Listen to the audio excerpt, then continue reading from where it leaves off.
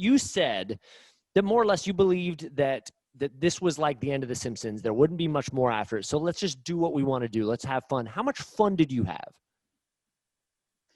As much fun as you can have working 14 hours a day all the Right, it's a time pressure with the cooker. same guys. It's like the thing about it is that mechanics, it's not fun to work there. I mean, it's more fun. I guess it's probably more fun than working in a lot of places, but it's still not like the wild party that you expect it to be.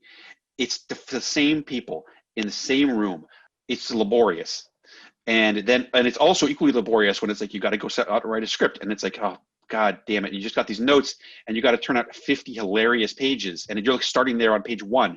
It was fine. It was, you know what was really fun was working with the sandbox of the characters in Springfield, and that was what we wanted to do. We were like, because the show wasn't going to be on much longer, we thought, because at that time, you thought, and it's still on now. I know 30 that was years the wrongest thing, but how would TV comedy shows aren't on that long. Think about prior to that time, Cheers, MASH, all the most successful shows of all time went for about 9 or 10 seasons and then stopped. Right. No comedy went for that long. None.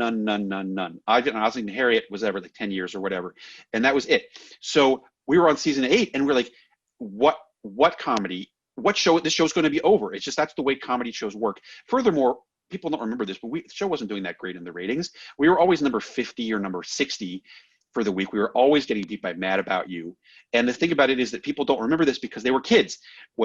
Every kid was watching The Simpsons, but not that many people between 18 and 49. I mean, a fair number of people, but not a large number of people. And so people look back on it with these rose-colored glasses, like, oh, it was a heyday, a glory day. Everybody was watching The Simpsons. No.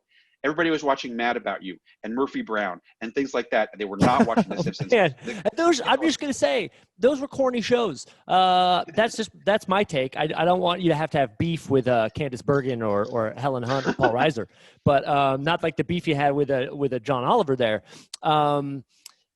Yeah, I guess I do have those rose-colored glasses. They were influential. So you say, okay, so the writing process is laborious, but these seasons that you were showrunners for live on. Fun? Let me just say, what's fun is coming up with new ways to use it. And at the time, the things like that, when you come brainstorming, so are the riff sessions? There's the fun. Yes. Then the job is sitting down to write.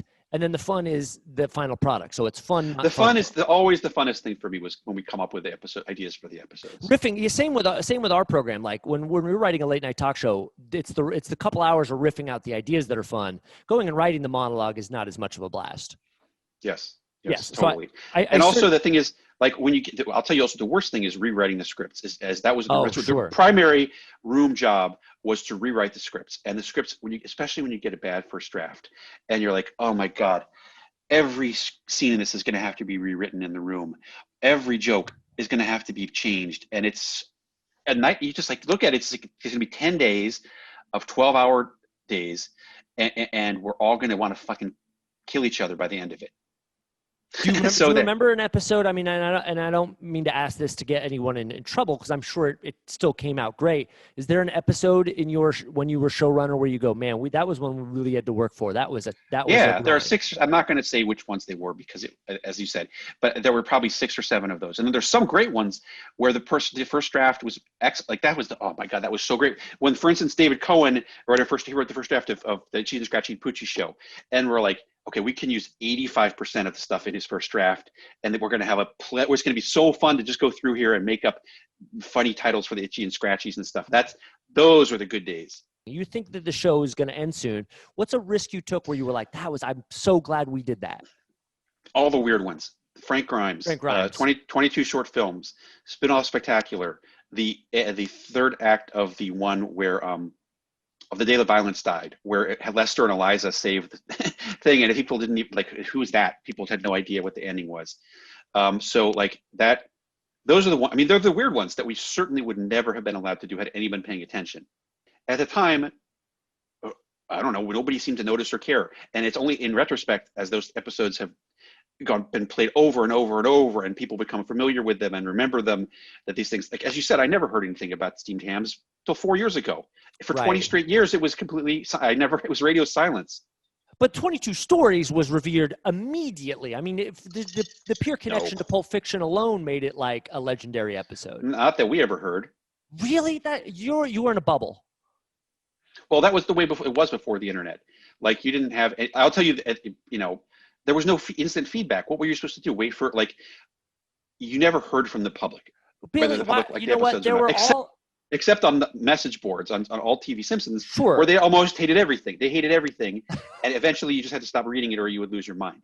So we didn't pay attention to all TV Simpsons. And as far as the general public, we never received any feedback whatsoever. And it only as maybe starting around 2005, 2007, did you like read stuff where people were reminiscing about those episodes fondly. You just weren't conversing with the right 13-year-olds. Maybe that's true. Because we were constantly talking about, and the funny thing is, it just carried into college, and then you start working in comedy, and so you we've referenced these episodes my entire career. So but you know that now. You know that. You king. You now king I do. Well, thank food, you. but you also king of comedy writing. You Thank got you. a lot of crowns, King.